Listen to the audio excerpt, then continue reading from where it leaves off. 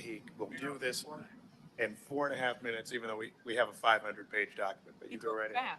Read the additional business, Howard, the additional business on this.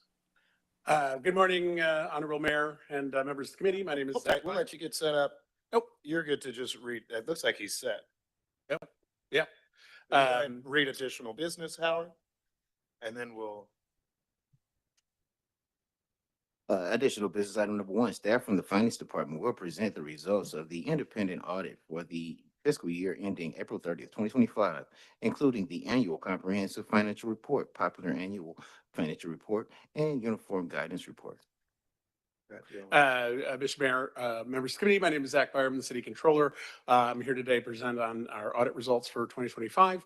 And with me are our external auditors. I'll allow them to introduce themselves. Jonathan Nyberger with AGH.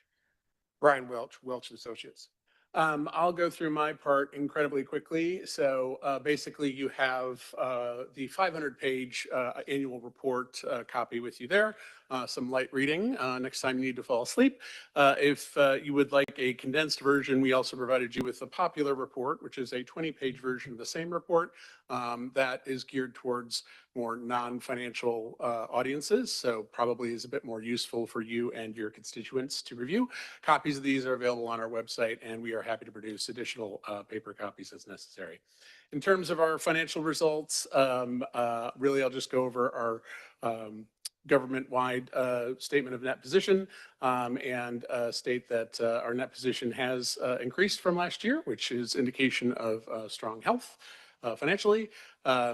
And part of the reason we do this audit is because our external auditors help ensure that the accuracy of these financial statements do properly reflect our financial results. As you might imagine, tracking the $2.7 billion that runs through our government can be complicated. And so we rely on them heavily to make sure that we are tracking it correctly. And so to talk through the sort of results of those audits, I'll turn it over to John. Thank you. First off, in the financial statements is our auditor's report. The auditor's report includes standards for the audit, but most importantly, the opinion that we issued. On the graphic there, you can see that we issued an unmodified opinion. An unmodified opinion is the highest and best opinion that an entity can receive. We did, however, note a couple findings which are discussed in our separate auditor's communication letter to those charged with governance. Probably skip ahead to those. In the auditor's communication letter, it's about an 8-page letter that all of you should have. It keeps you informed of key matters related to the audit. The internal control issues that we noted are discussed on pages 5 through 7. The first issue was a material weakness in controls related to year-end reconciliations, and we recommended that the city implement controls to reconcile and properly record year-end balances due to some adjustments that were made during the year. Similarly, we noted multiple revisions and adjustments to the city's schedule of expenditures of federal awards. We recommend again that the city strengthen its schedule of expenditures of federal awards preparation, as well as a review process to ensure that everything is properly reported. And I'd also like to thank all of the city staff for their help. An audit is a very large undertaking, and we appreciate all their assistance and cooperation in completing the audit. I'll turn it over now to Brian Welch, who is our MBE partner that completed the audit of federal programs. Thank you. So the city received about $140 million of federal expenditures across about 50 programs. And How much again? How much? The number? About $143 million. Okay. Across about 50 programs. So we had to select, turned out 5 of the programs for audit as major programs, and we had to cover $57 million of your expenditures. Of the 5 programs, do you have them listed on here? Oh, yep, it should be that slide there. Sorry. Major programs review. They're the major programs right there. So the housing opportunities, let me do it this way. So on 4 of the programs, the opinion that we issued was unmodified. On 1 of those programs, we did have a finding, and that was on the housing opportunities for person with AIDS grant. There was a failure to essentially monitor your subrecipients. So the city just needs to put in place some procedures to monitor the subrecipients, make sure that they're receiving their audits and go through those audits. And and make sure that they're operating the programs appropriately. Um, The one program that we issued an unmodified opinion was the coronavirus state and local fiscal recovery funds. And again, we had one finding there.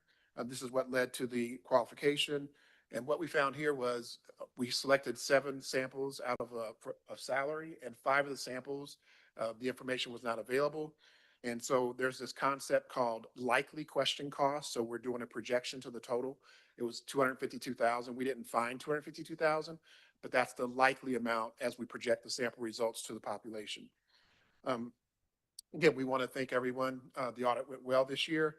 The status of the prior year findings, I just like to always mention that all prior year findings were cleared. So there are no repeat findings, which was not the case last year. We had a couple repeats, so all the prior year findings were cleared. And the city has implemented a corrective action plan, which is explained on page 25 of a report that it's not part of it's not part of the 2 reports you received, but it should have been handed out today. You guys have that report? Perfect. Yeah. So the corrective action plan implemented by the city begins on page 25. We don't audit the corrective action plan, so there's nothing to talk about there. Understood. Thank you, gentlemen. Yeah. All right, other questions for this? Oh, I'm sorry. August group. Hearing none, we appreciate it. We'll look forward to the report and we'll share it with our colleagues. Thank you for the time. Thank you very much. Howard, we'll go to our last ordinance for today.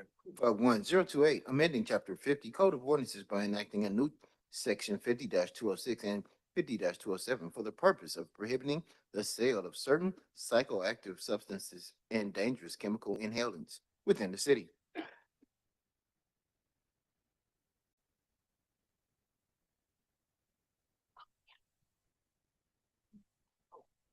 Thank you.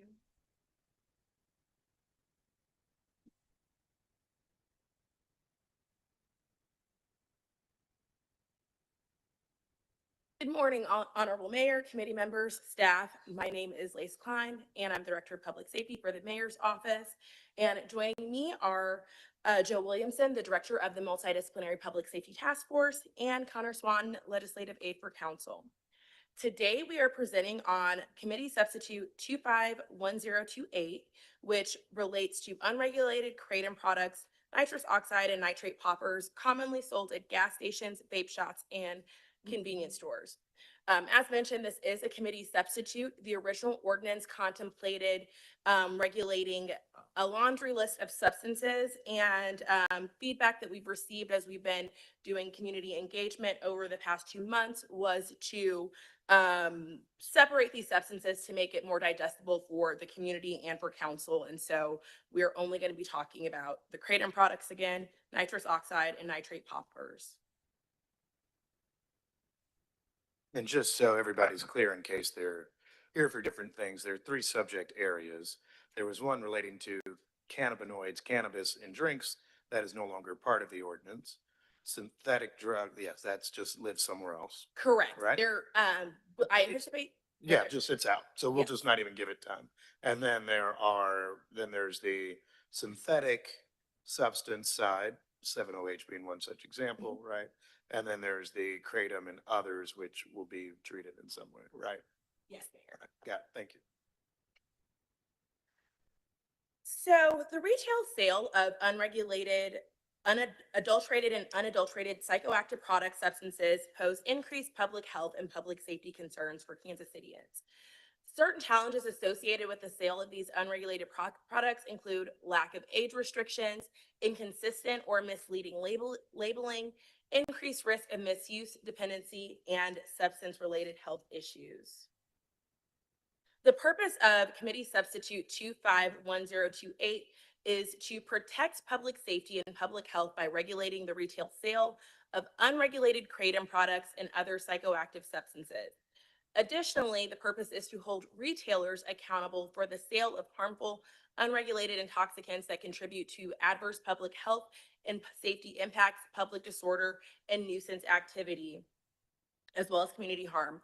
Research shows that there is a correlation between outlet density pertaining to smoke shops and increased public safety related issues and nuisance activity. So before I walk through an overview of the ordinance and the substances that it covers, I just want to, make sure that it's clear that about my role. So I am not a medical professional or a chemical expert.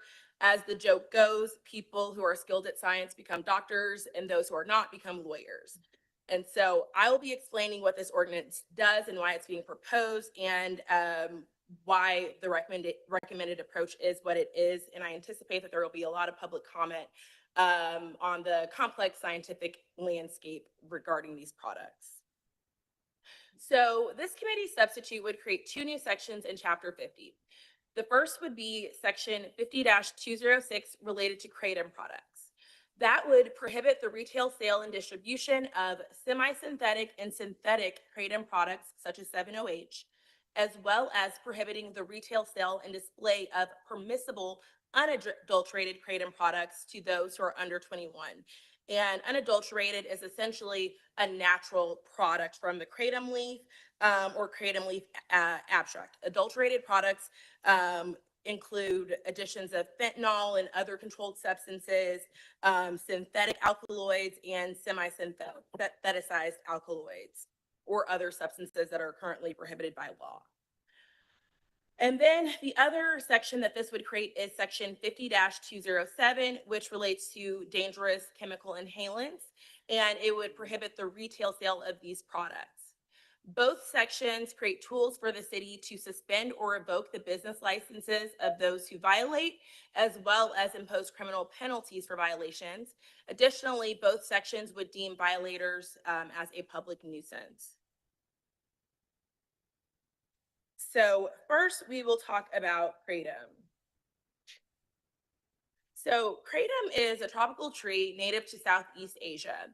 Common forms that you typically see kratom products in are tablets, capsules, extracts, powders, teas, and drinks, or shots that kind of mimic or look like those 5-hour energy drink shots.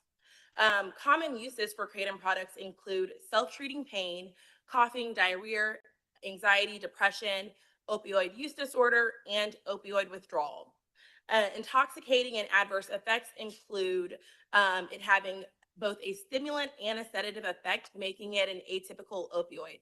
At lower doses, it has the more stimulant type effects, and at higher doses, it has the more sedative type of effects. The adverse effects can lead to psychotic symptoms and physical or psychological dependence. As far as the legal status, kratom is not currently regulated by the state or federal government although legislation has been introduced at both levels. There is a typographical error. There is no federal legislation related to kratom that would go in effect on November 12th. That relates to the cannabinoids and other drug products there. And this is just a depiction of different formats that you can obtain kratom in. So you have the supplement, the mini shots that I mentioned, and then powdered format.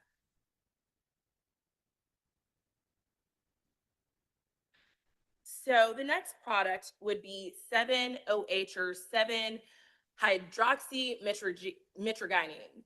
And so what 7-OH is it's a naturally occurring alkaloid in the kratom plant that occurs in trace amounts. And so it naturally occurs in the plant, but in a dry weight of no more than 0.1 to 0.4%. What this means is that most products that are on the shelves are either synthetically derived or semi-synthetic. Common forms of 7-OH include tablets, gummies, drink mixes, and again, those little shots that look kind of like 5-hour energy drinks. Similar to unadulterated or natural kratom, common uses include self-treating pain, anxiety, depression, opioid use disorder, and opioid withdrawal. The intoxicating and adverse effects include euphoria, sedation, and respiratory depression. 7-OH is not currently regulated by the state or federal government, although again, legislation has been introduced at both levels. Additionally, the DOJ states that such products are illegal. The FDA has identified 7-OH as an emergency public health threat with a significant addiction potential. So here you'll see common ways that you can obtain 7-OH. So the tablet format here, and then these just come from various online sources. This product here is a chewable tab called Dope. And so this is actually a product that you can obtain at a vape shop in Kansas City. And then again, it says it's a dietary supplement. However, the FDA has not regulated. On the back of it, I want to call to attention a couple of things. So one of those is that it says these statements have not been evaluated by the Food and Drug Administration. This product is not intended to diagnose, treat, or cure or prevent any disease. Additionally, you'll see that the suggested use for an adult is to chew a quarter of a tablet in a 6-hour period. Do not exceed more than half a tablet in 2 hours. Again, if you go back to looking at how small this tablet is and the recommendation related to chewing a quarter, it's nearly impossible to comply with that. If you think about those like Welch's fruit snacks that kids commonly like, and I myself enjoy eating my goddaughter's products, it's very impossible to eat just one. You continue to go back snacking for more. And so how can we have the expectation that consumers are only going to chew a quarter of this? The next thing that I want to call out on the product warning is while the supplement facts say that it's got 10 milligrams of 7-OH and a caffeine metabolite, if you look at the health and safety warning, it actually says this product contains psychoactive alkaloids, which may include mitragynine, 7-hydroxymitragynine, and mitragynine pseudoindoxyl, which means we don't really know what's in these products, making them very difficult for consumers to safely consume and be aware of what they're consuming. Kratom and 7-OH are not FDA approved for any medical use. Currently, and the FDA does warn against use for medical treatment. They've said that there's no prescription or over-the-counter products that contain kratom or its known alkaloids that are legally on the market in the U.S. Law enforcement agencies have identified kratom and 7-OH as drugs and chemicals of concern. Our health department has recommended a total ban on kratom and its derivatives, or at minimum, regulating the substance. I do also want to note that I believe in July, the FDA indicated that it is going to focus more on 7-OH and the synthetic kratom-related products, and that leads to part of what the committee substitute seeks to do as far as introducing a regulatory framework for kratom. So in the ordinance, the proposed banned products are adulterated kratom products. So again, those semi-synthetic and synthetic alkaloids or products that contain other illicit substances. Additionally, kratom products that contain more than 2% of 7-hydroxymitragynine would also be banned. This is in line with proposed legislation at the state government. Kratom products that are manufactured, packaged, or distributed in a way that's appealing to children, including in a confectionery form or in a form that mimics candy products, would be banned, as well as kratom products that are combustible or intended for vaporization. So basically, kratom products that you can smoke. And then finally, kratom products that contain, again, that synthetic or semi-synthetic alkaloid. Permissible kratom products that would be allowed to be sold under the proposed committee substitute are unadulterated kratom products. So again, that natural kratom leaf products and kratom leaf extracts, and kratom unadulterated products that contain less than 2% of the 7-hydroxymitragynine in the alkaloid faction. With respect to the permissible sale of the kratom products, this ordinance proposes to make it unlawful to sell, offer, deliver, or distribute kratom products to people under the age of 21. And it would also make it unlawful to display these products in a manner that allows it to be accessed by people under 21. So for example, it would have to be sold behind the shelf rather than just being easily available in the retail storefront. There are also additional proposed requirements to sell unadulterated kratom, which include a licensing structure. So retailers would be required to pay a license and to obtain a license from the city and pay a fee to be determined. Additionally, retailers must require proof of age to make sure that the individuals purchasing these products are 21 or older. Reasonable reliance on proof of age is a defense, and the common way, of course, for showing proof of age is through an ID. Going back to the licensing and fee structure, this ordinance proposes that the city, a direction to the city manager or his designee to develop a proposed kratom retail licensing framework, including application requirements and proposed license fees, which would then be used to support the enforcement leg of the ordinance. That proposal would then be presented to City Council for review and approval within 45 days of the passage of the committee substitute.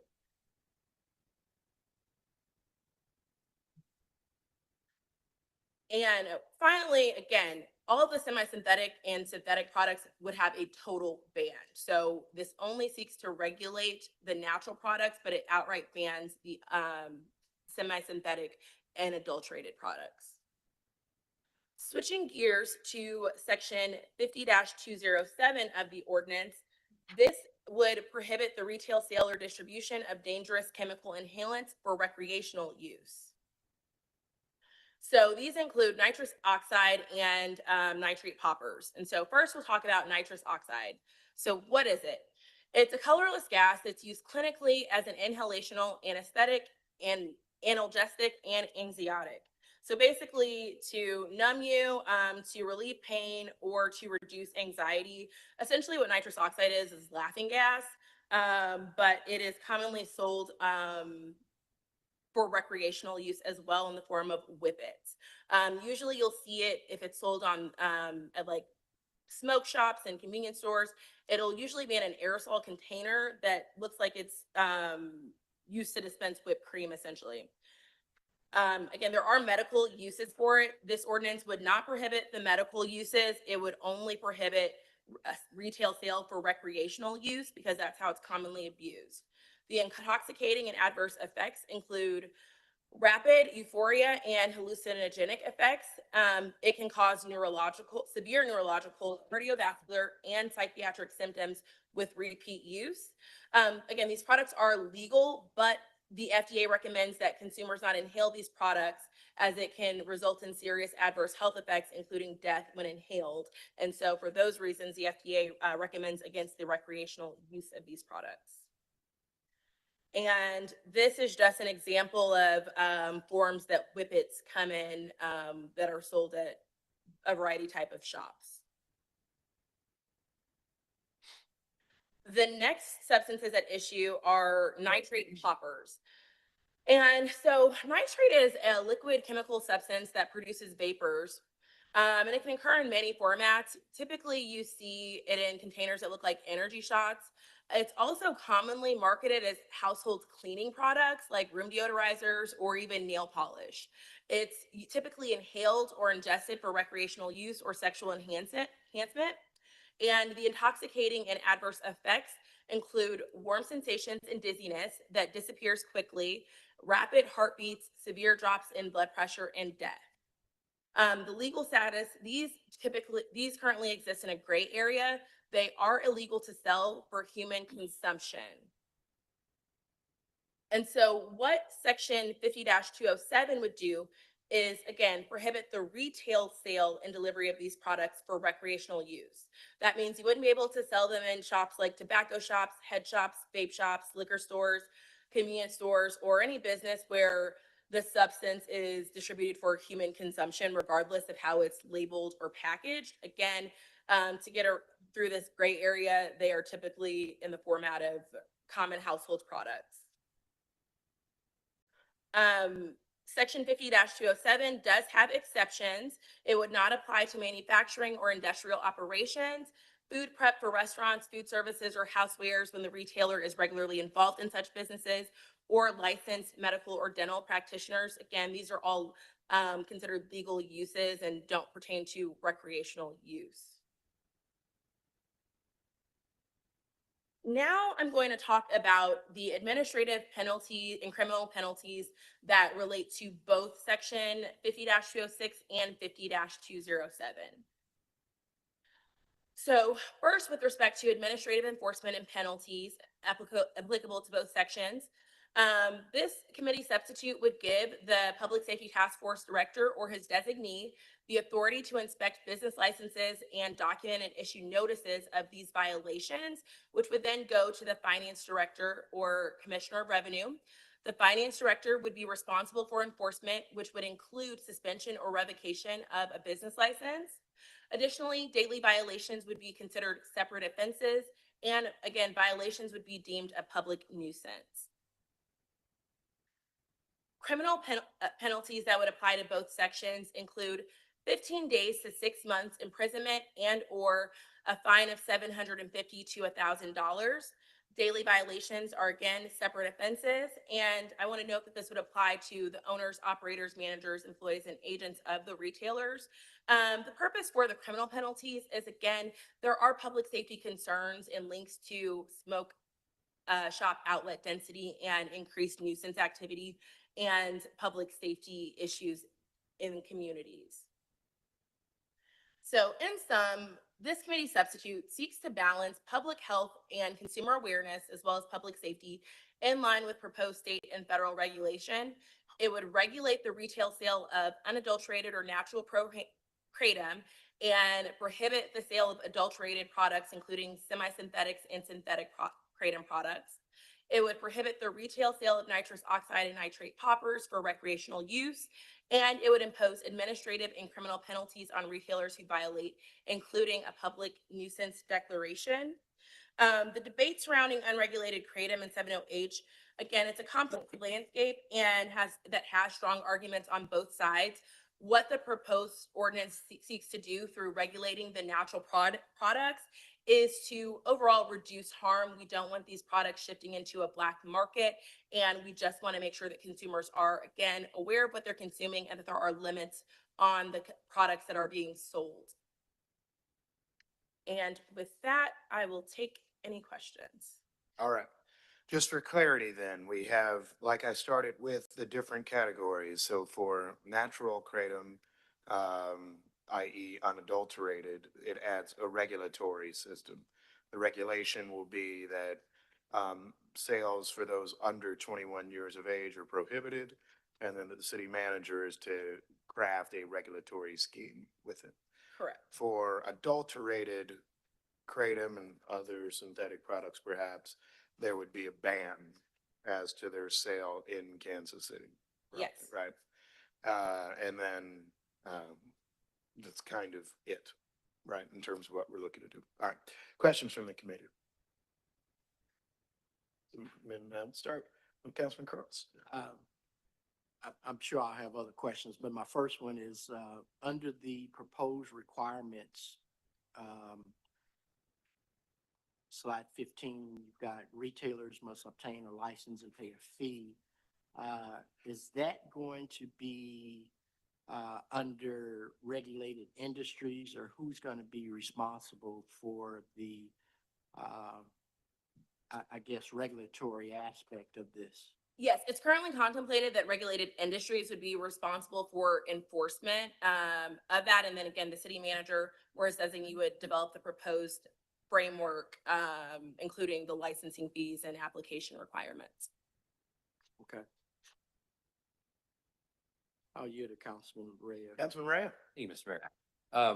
Do we have anyone here from the health department We do. available? Okay. Kat, Someone who's a scientist or chemist. Great, thank you. the policy person for the health department. Okay. Good morning, I'm Kat Stark. Martin, you might have an answer to my question. Or Ms. Klein, you might. I don't know. So we are distinguishing between adulterated kratom and unadulterated synthetic versus non-synthetic. Is there any gray area between those two that we need to be aware of as we impose enforcement on folks? Is there a hard scientific line that we could point to and say, this is kratom that is adulterated, this is kratom that is not adulterated? So unfortunately, because there is not a standardized language, there's not standardized testing, we would rely on the package to say whether it's natural or not, which typically you can tell on the package whether it's been synthetically by the concentration of 7-OH, whether it's synthetic or not. I guess 7-OH seems like the obvious example of something that is synthetic. And I don't know what other forms of unsynthetic kratom might exist that might be less obvious. I think I can chime in here. So back to like, for instance, 7-OH. As I mentioned, it is found naturally in the kratom plant, but it's found in trace amounts, which are 0.01 to 0.04%, which means, for instance, like the dope product that says it has 10 milligrams. That means to get to that level, you either have to have an abundance of the kratom leaf or you're putting semi-synthetic or other products in that to get to that level. And so that goes back to, again, the consumer awareness of you don't really know what's actually in the products there. And that also is in line with, like, you know, the ability to test those products. And so part of why the proposed requirement is the licensing fee is so that we can have a mechanism to enforce and test products to make sure that they are legal. Okay. From a chemistry perspective, I feel that folks can be pretty creative with how they manufacture products. And I want to make sure we're setting ourselves up for success in how to figure out what these things are and take whatever necessary action needs to be taken. And I see there is a bullet point in here about the health department. Sounds like the health department's recommendation is a broader ban than what is in this ordinance. Is that fair? It says the Kansas City Health Department recommends a total ban of kratom, or at a minimum regulating the substance. And so, Correct. okay. And I think that's important. The health department assumes that health experts, public health experts, scientists, chemists have reviewed this and made a recommendation as well. Okay. Councilman Curls. Thank you, Mr. Mayor. I want to talk about the proposed legislation and the state and the federal government, I guess. Is there any proposed at the feds? I think you mentioned that was maybe a typo. Yes, so there's been proposed legislation throughout the years. So I believe the most recent proposed federal legislation that did not pass was in 2023. Last year, so around the same time that this ordinance was introduced, you also started seeing a lot more action from cities and states, including Missouri, surrounding kratom. And so I believe most recently, Senate Bill 927 and House Bill 2700 were introduced a couple of weeks ago at the state. And so this proposed ordinance would mimic Senate Bill 927, which creates the regulatory framework for the natural products, but then again, having the ban on the synthetic products.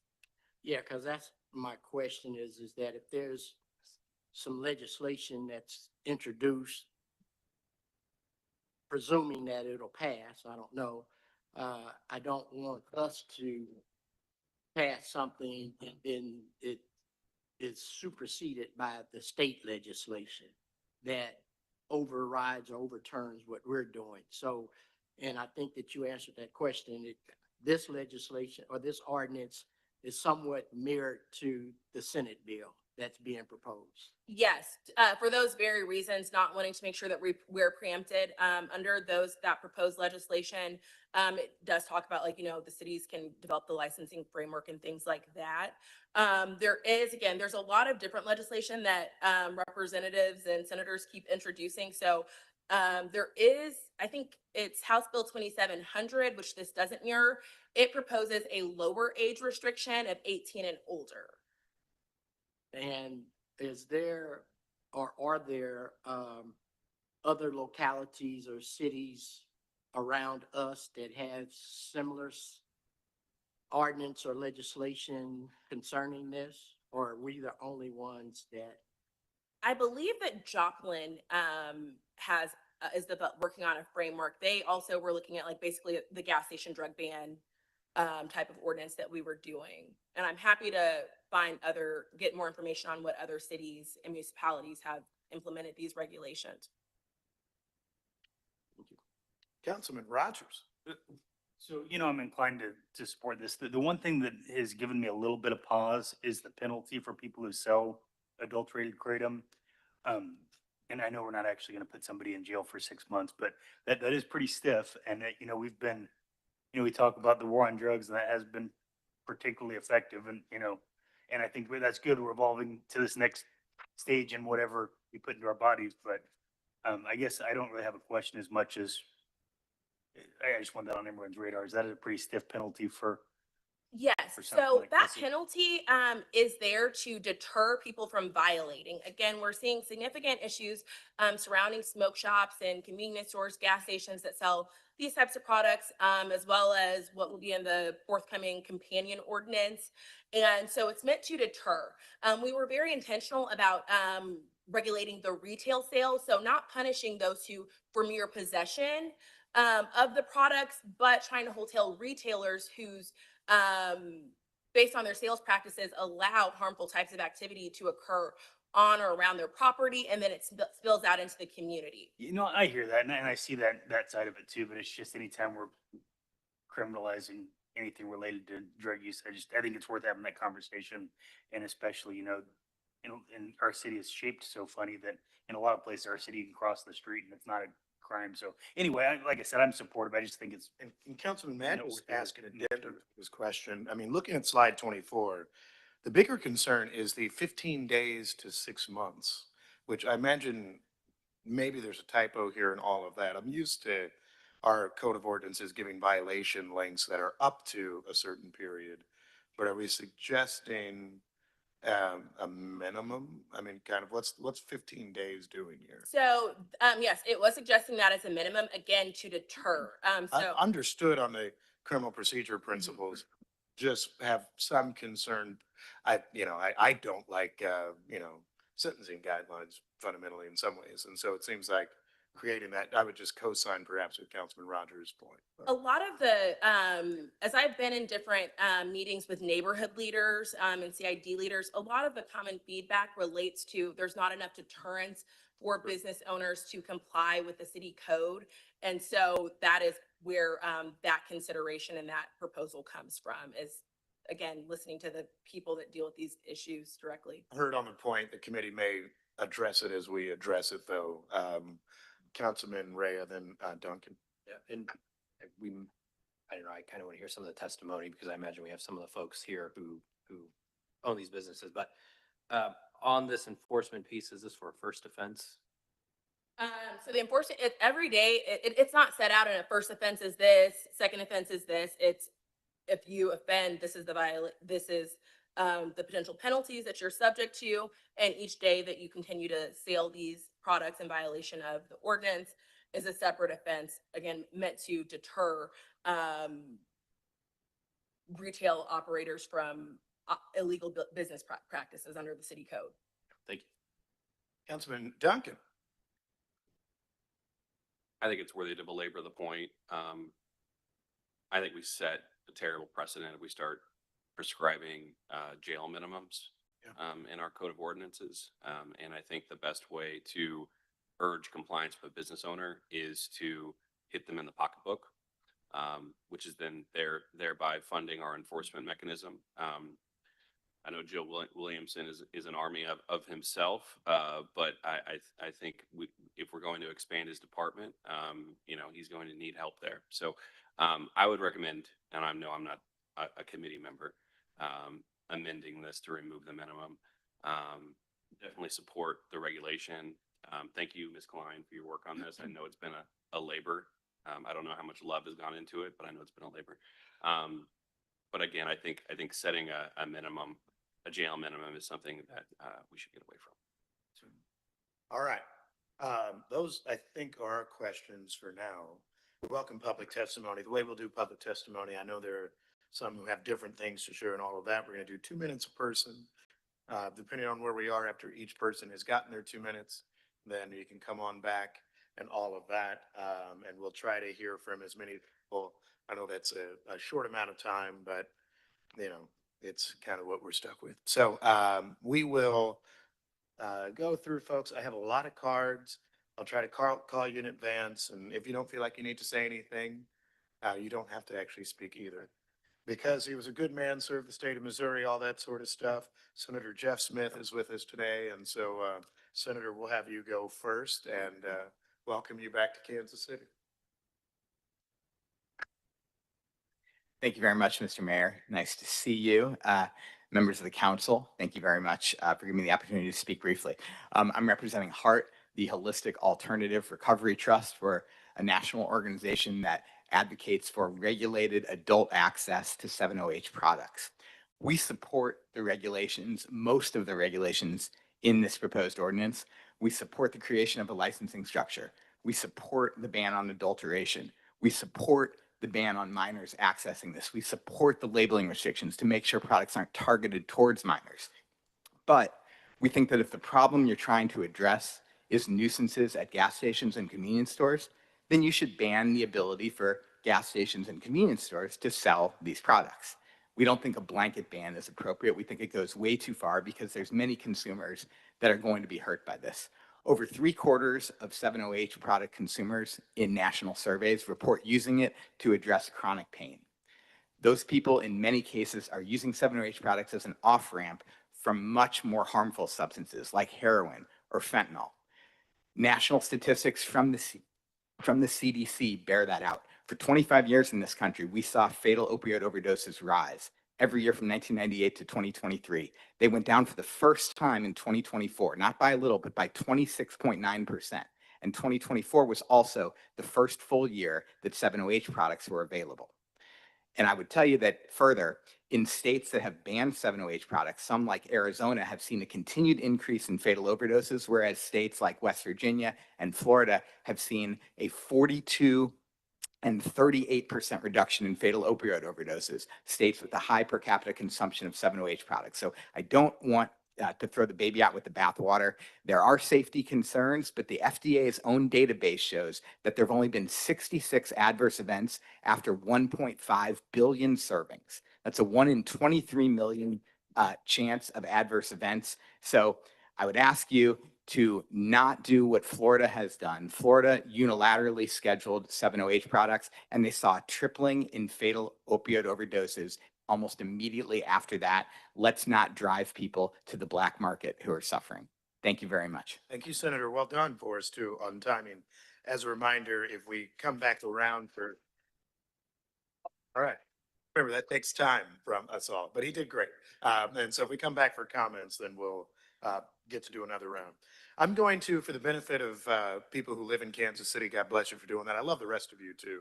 But our first commenters will be people who indicated a Kansas City, Missouri residency. I know there are many others of you, but we'll just get to our Kansas Cityans first because y'all vote for us and such. So we'll start Megan Nielsen, followed by Jessica Rousseau, followed by Laura Bruce.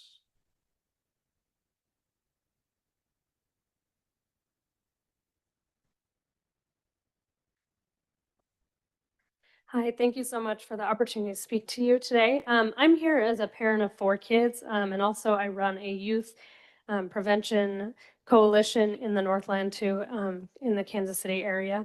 I'm here today. I care deeply about the health and the safety of our community kids. And we, in our group called Youth with Vision, we have students from all over the Kansas City area. Last week, we were able to attend a national conference in Washington, D.C., where we were able to learn and engage with our legislators about different products, things that are emerging and things that our kids are concerned about. We were able to take 6 students there, and the students in my group felt like the biggest thing that they wanted to address, the thing that they decided that they wanted to speak on, and the biggest emerging issue to them was kratom and these products with the 7-hydroxy included in it. In sessions with the legislators, our students pled with our lawmakers to do something with these products and to get ahead of the issue before we have another opioid crisis like we've seen before. One of my students who couldn't make it today, she wanted me to share the following comment on her behalf because she's in school today. I'd already taken her out of school for a week last week to go meet with senators. So she wanted me to say the following things. She wanted to talk about how 7-hydroxy is being marketed as an all-natural therapy drug to help reduce stress and manage anxiety and depression. a lot of students these days are feeling like we're seeing increases in anxiety and depression, all of these things in our community. Kids are thinking that this is something that they should go to and turn to and that it will help them.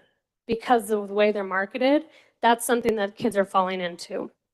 They don't understand that it's not actually going to be beneficial to them and that it's not something that's healthy for their brain before their brain is fully developed.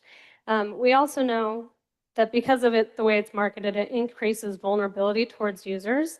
And a lot of these kids are going to be youth if there's no age restrictions put into place. Manufacturing of the 7-hydroxy does not have any third-party testing, and other harmful substances can be included. And it acts like hits the opioid receptors and poses a great threat to many. We support the ordinance. My kids wanted to say thank you very much and that we hope that we can see that this can go through. Thank you. Thank you, ma'am. Ms. Rousseau? And you guys can line on up if you're up. So Laura, Bruce, feel free to just come on down. Yes, ma'am. Excellent. Thank you very much for hearing our voices and bringing this attention to the committee. I appreciate that. I am here representing the yoga and holistic medicine community. I've been a yoga teacher and a health counselor for about 15 years. So I've seen a lot of people working diligently to naturally take care of their pain and symptoms. And so, like you, I also serve the community. I see people turning to Kratom because they are led to believe that it is an entirely safe alternative to pain medications. And there likely is truth there. But not everybody is being sold the entire story. They are only sold the parts that the industry would like them to hear. So while unadulterated kratom can be used safely, too many people do not learn how to use it safely or effectively. And you add that to an industry who's begun pulling out specific compounds like 7-OH, which is highly addictive, and you have an entire population of well-intentioned people who are becoming addicted to a plant that is entirely legal and without regulation. And so my question is, also as a mother, what happens if a naturally minded mother gives her child kratom or 7-OH to help with their pain or issues that they're having? So I have seen many members of my community fall into this very cycle too many times. And addiction is the opposite of health. So let's do what we can to protect and serve our community members from addiction for profit. Thank you. Thank you so much, ma'am. We'll go to Miss Bruce, followed by Keanu Carson, Tammy Ho Hentz, and Jennifer Rode. Good morning. I'm here to express my full support of, I loved the ordinance before. I was like, I loved it. Ordinance 251028, and to urge the city of Kansas City to ensure that the committee substitute remains comprehensive and full and free of loopholes. This is especially important right now. I went into a store, I've been shopping for Kratom over the last 6 months, and they tell me it's their #1 seller. It's their #1 seller. They sell it all the time. So this isn't just a little side issue. It's forefront. So I'm here not just as a resident, but as a mom. And in early December, I was in a Northland clothing store, Christmas shopping at 11 a.m. on a Monday.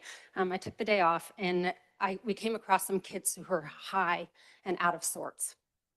In the morning, on a school day, some adolescents were high in the Ross. That should concern all of us. And to be clear, it's not their fault. We've created a legalish marketplace where powerful psychoactive substances are sold in everyday retail settings, often next to candy, energy drinks, and snacks, products like this.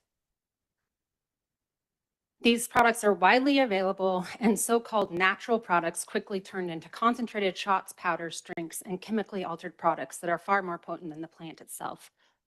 So many will argue for regulation of kratom instead of strong restrictions, suggesting age limits and labeling as a solution.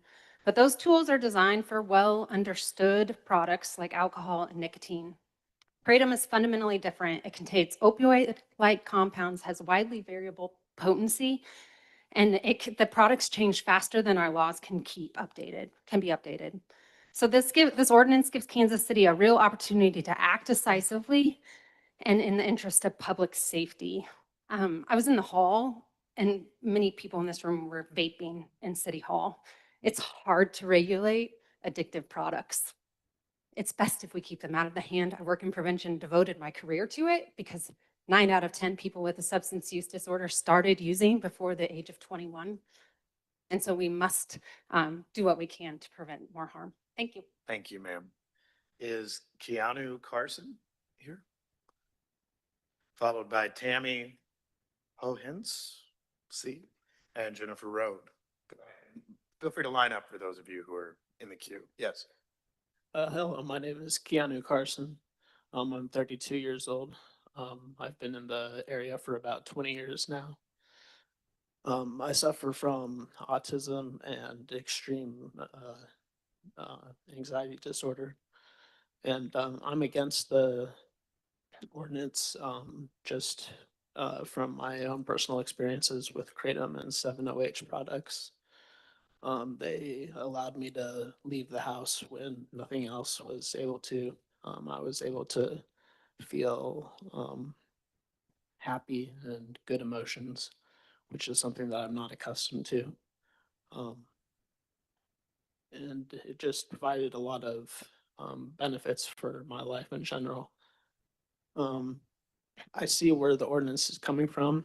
However, I think that we should focus on harm prevention rather than going for a nanny state option. These products, as we saw in the pictures, tend to explicitly state that they're for 21 plus and to only be used within a certain time amount and not on consecutive days. And as long as you follow these instructions, you're not going to have issues with addiction or with overdoses or anything of that nature. It's simply a matter of following the instructions. And I think people just need to take it upon themselves to be responsible and to not do things like feed it to their children. Hearing that was, that's a bit beyond the pale. So these things are definitely problems. However, I don't think the ordinance is necessarily going to help in those regards. That's all. Thank you. Thank you so much. Okay, Tammy, are you here? If you're not here, Tammy, we'll move to Jennifer Road. Jennifer Road, are you here? All right, we're lost Jennifer Road. We'll go with Eric Olisberger. Is there an Eric Olisberger? All right. And Eric will be followed by Teresa Wayman. I'm actually here for the hemp side. I was originally here. I didn't know we were going to separate out. Can I have time to speak, please? Can I speak about the hemp side, please? I was here for it before it was originally separated. I just don't want to take time for anyone else. You go ahead. Yeah. Okay, thank you. City Council members, thank you very much for your time and the opportunity to speak with you today. My name is Eric Luschliger. My wife, Kate, and I have owned and operated the hemp house on 39th Street for 9 years. During this time, we have become deeply rooted in the Volker neighborhood, sponsoring local events and supporting our community. Our commitment to the area is shared by our 3 employees, all who actually moved into our area and created a community and workplace. While we understand the nuisance complaints are a valid concern, we have operated for 9 years without an incident. I believe the city can efficiently manage individual stores through targeted enforcement rather than shutting down small businesses like ours that strive to provide safe, friendly environment. We fully support reasonable regulations, including mandatory age gating, child resistant packaging, and maintaining certificate analysis for all products. For 3 years, our industry has actively sought for regulations, but has been repeatedly blocked by MoCan's interest to maintain a monopoly in the industry. The federal amendment introduced on November 12th, 2025 has placed our livelihoods in peril. We were initially informed that we would have 1 year to transition. That was very tight, but when we had hoped to allow us to save sufficient capital to pivot to a new business concept and remain on 39th Street. However, this ban destroys our ability to reinvent ourselves. Launching a new business model requires significant resources, and a single year, let alone less than a month, does not provide enough time to save and develop a new venture. Without a viable path forward, our neighborhood will be left with a vacant storefront. Our employees will be forced into unemployment, and my wife and I will likely have to leave Kansas City. I've been born and raised here for 42 years. We'll likely have to move to Kansas City to find a way to support ourselves. We urge Kansas City to support small local businesses than citing out-of-state operators and industry monopolies. I would like to say we just sell cannabinoids at our store. You know, like the fact that we are wrapped in all this together is really disheartening to us. Thank you. Thank you. Go to Teresa Wayman. Teresa Wayman. Yes, ma'am. Mr. Mayor, just real quick, I just want to be clear with the previous public speaker, the changes address their concerns. Is that correct? The item that they're talking about is no longer in the ordinance. That is correct. Okay.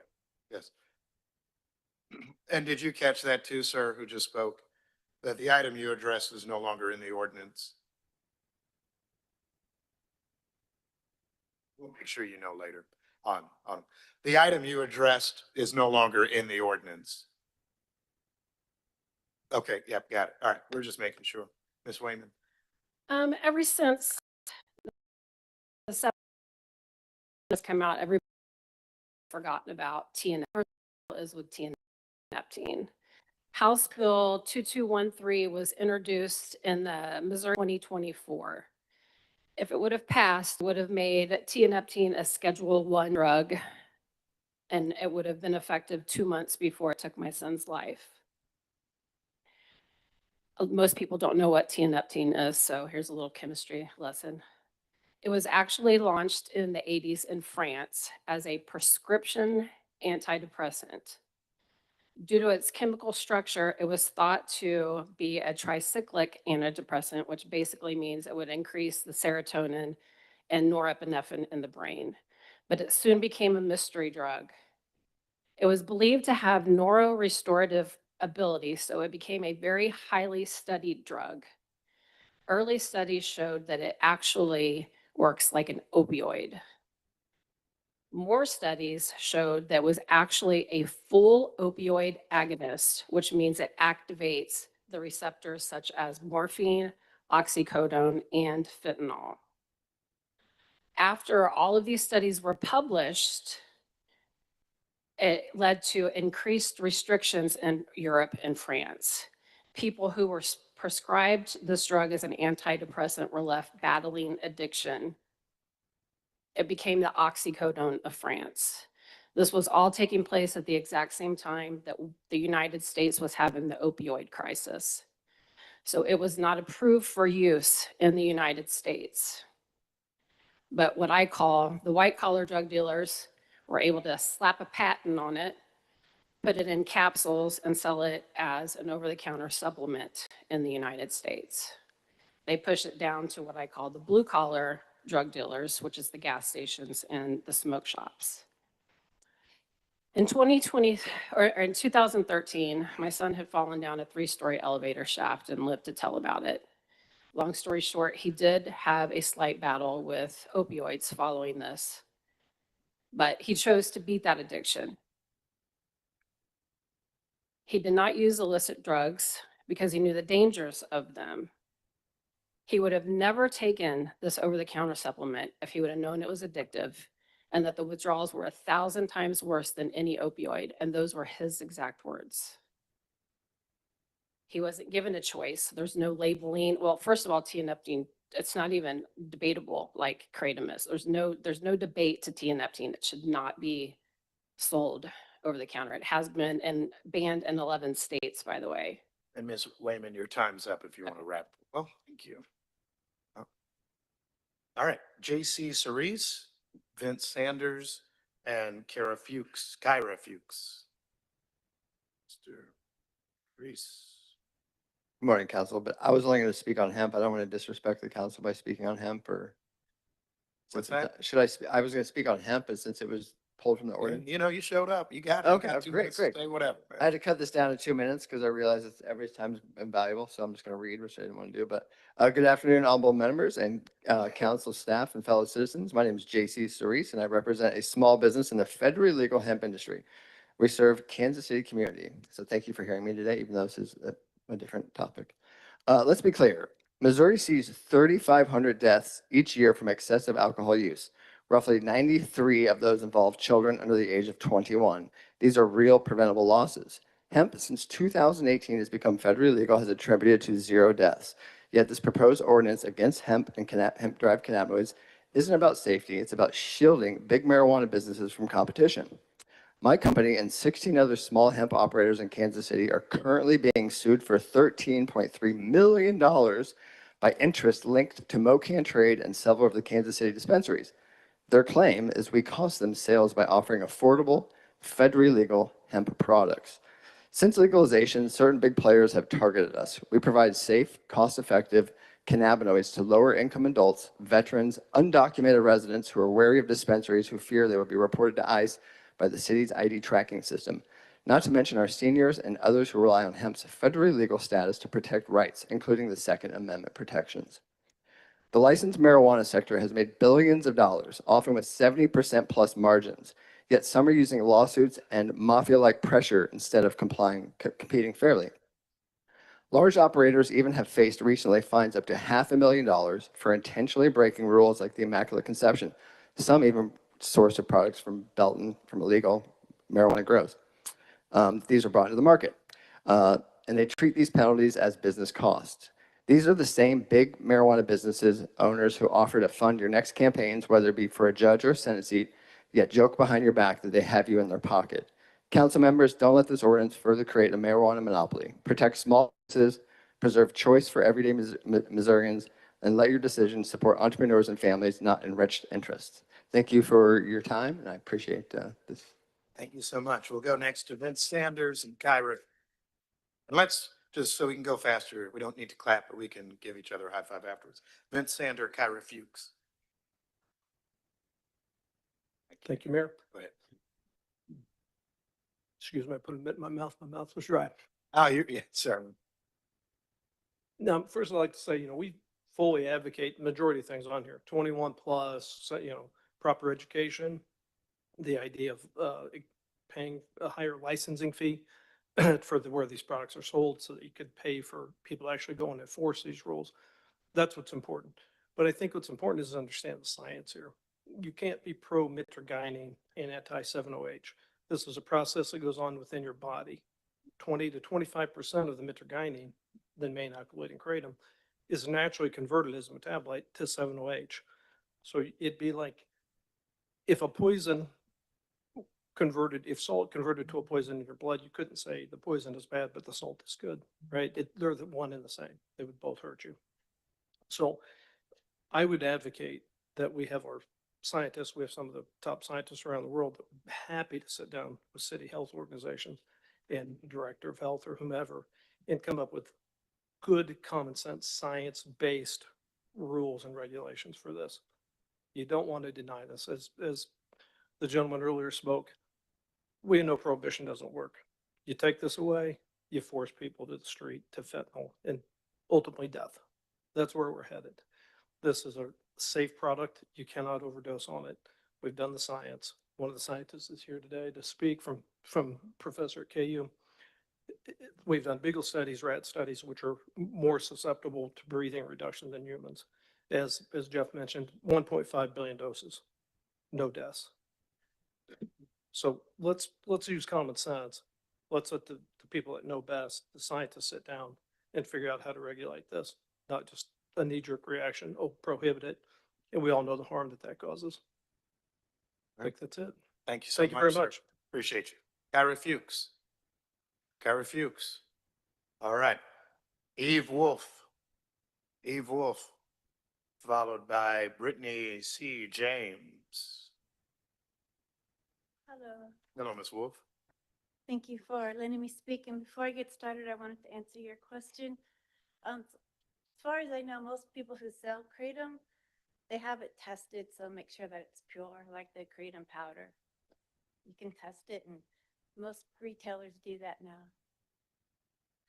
And my only experience is with the powder, so I can't speak for the OH and such. But for me, Kratom has literally saved my life. Lyme disease will take you through hell, and the pain is unbearable. I mean, curled up in a ball, crying and yelling pain. And this is every day for years.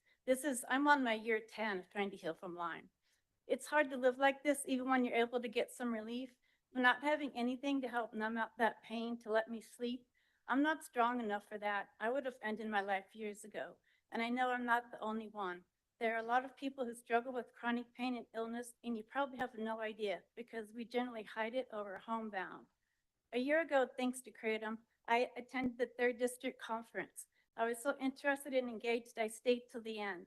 No one knew what a heroic act that was on my part, how much pain and sickness I felt when I woke up that day or started feeling during the conference, or that as soon as I got home, I was in bed for the rest of the weekend until it was time to go to work on Monday. And no one at work knew how sick and in pain I felt when I woke up every morning and what a struggle each day was, or that most days after work, I went home into bed until it was time to get up for work the next day. That I support myself, and I don't know what I would do if I couldn't work. And there's no way I could work without some way to keep the pain and other symptoms under control. Kratom enables me to hold down a job, and that is a godsend. After using Kratom for years, I can personally say that it's safe. I've never had any negative effects from it, and I've never felt cravings for it. I used to be a light smoker. I know what those cravings feel like. You can't think about anything else until you get a damn cigarette. I've never felt that with Kratom. I take it when I feel the pain building up. And as I get better, I find myself using it less and less without even thinking about it. I had a doctor at the KU Cancer Center tell me that a lot of his cancer patients use Kratom. I believe that no one can understand what it's like to live with unbearable pain unless you experience it. Taking away a safe relief from us would do irreparable harm. People would commit suicide or resort to the black market. I think the wise move would be to pass the Kratom Consumer Protection Act. Thank you. Thank you. Brittany James, followed by Lene Eschen. Respect to the council members, the police in the building, the flag. I'd like to take the middle of the man approach. I'm completely impartial. I have a 16-year-old, but I'm also a business owner. I'm all for small business and not having a cap on how much you can make. But I'm also a worker, so I see the worker side of it. And I just believe that it's up to the people to determine what they actually want to do. States are autonomous, and it's not really up to the federal government to choose what you would like for your state. So I just wanted to speak up because I had the opportunity to be here for the first time in my life, living here for 15 years and seeing how the law actually works and how things are done. So I want to thank you for your time and allowing me to speak up. But again, I'm impartial. I can see both sides of the argument, and it's interesting to see what you guys will actually determine. I think if both sides came together, as people have previously stated, and tried to work together and instead of against each other, then you might get a little further. Just wanted to spread some love, and as your motto says, be kind, KC. So thanks. Thank you so much. Lynette, all right, or Lene. All right, that is the Kansas City residents or the people who said they were Kansas City residents. Now we'll go to Brother Todd Underwood, followed by person with one name. I'm gonna miss you, and then we'll go with there's someone from Salt Lake City, Utah here. If you're from Salt Lake, then hop in line and join us. But Mr. Underwood. Thank you, Mr. Mayor. My name is Todd Underwood. I am the president and CEO of Mitt Wellness, one of the nation's larger traditional kratom manufacturing companies. And listening to all the testimony, I've had 3 heart attacks, quadruple bypass. I have muscular dystrophy. Other than that, I'm doing all right. So I say all that to say that I understand being in chronic pain. That's what led me into kratom to begin with. But we talk about following the science and being a responsible manufacturer. The FDA has a clear pathway to bring products like this to market. You have to be registered with the FDA as a food manufacturer. You have to follow 21 CFR. And part of that is following 190.6. and that's what's called a new dietary ingredient notification. That's what we did as a responsible manufacturer. We extract in Blue Springs, Missouri. We have a bottling facility in Independence, and we spent millions of dollars on the safety data of our exact product, submitted that to the FDA, and got a response from them. Now we are lawfully on the market. All these people with all these other products, they need to follow the exact same pathway to bring their products to market, not to use the human population as guinea pigs to try and prove their safety. I fully support this bill and what it's trying to achieve, and I'm here for any questions if you have any. Thank you so much, Mr. Underwood.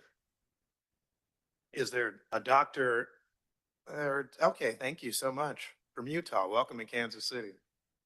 Thank you so much. Chair and Mayor and members of the committee, my name is Dr. Heidi Sikora. I'm a doctor of nursing practice with decades of leadership and clinical experience. I volunteer as the Chief Scientific Officer for the International Plant and Herbal Alliance. I have no financial ties to Kratom.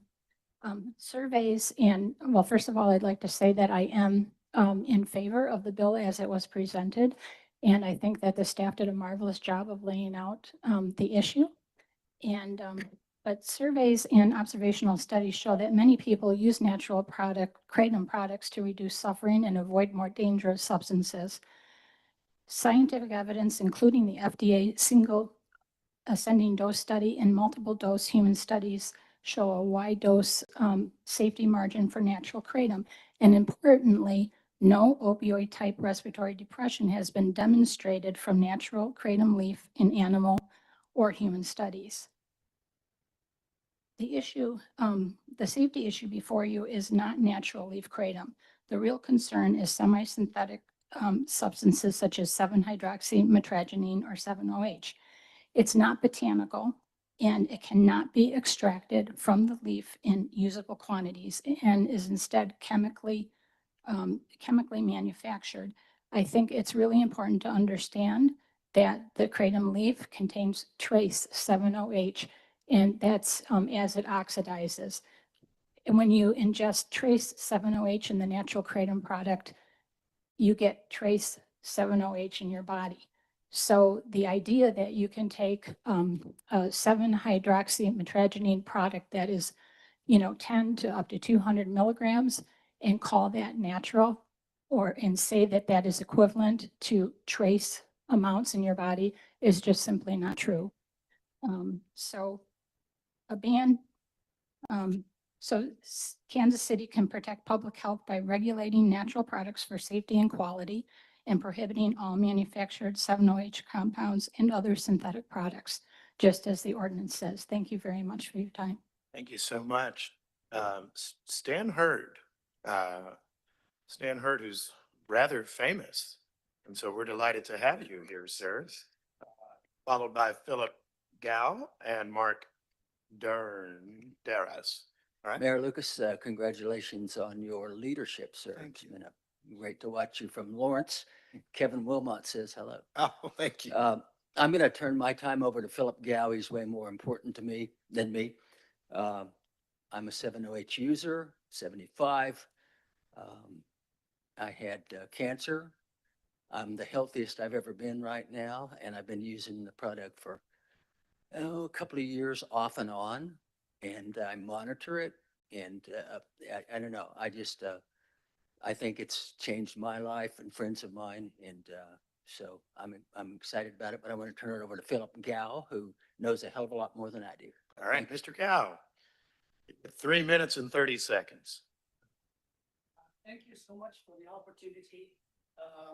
As a faculty, as a faculty of University of Kansas and Department of Biosciences and Institute of Bioengineering, as a founder and owner of a biopharmaceutical company for 14 years located at KU Innovation Park, and also as a private user of the product, as a son, husband, and daughter.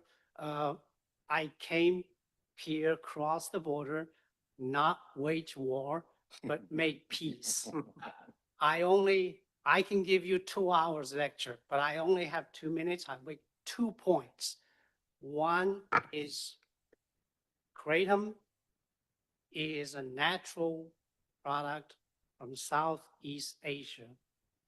My ancestors never killed any Indians, never owned any slaves, but would drink shit for thousands of years. 2016, federal government was trying to ban this and failed miserably. Now they add it again. I'm so happy this audience didn't ban kratom, the leaves. Second thing, the leaves you're not banning. When you drink it, 20 to 30% of compound is converted to 7-OH by your liver. Think about it. 20 to 30% will convert it to 7-OH by your liver. 2%? No, 20 to 30%.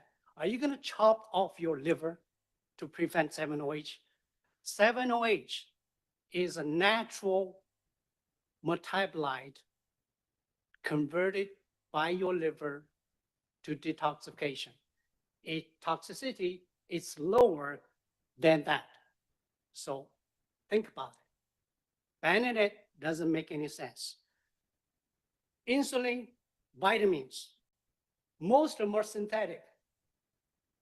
Think about it. And okay, okay, 2 more minutes.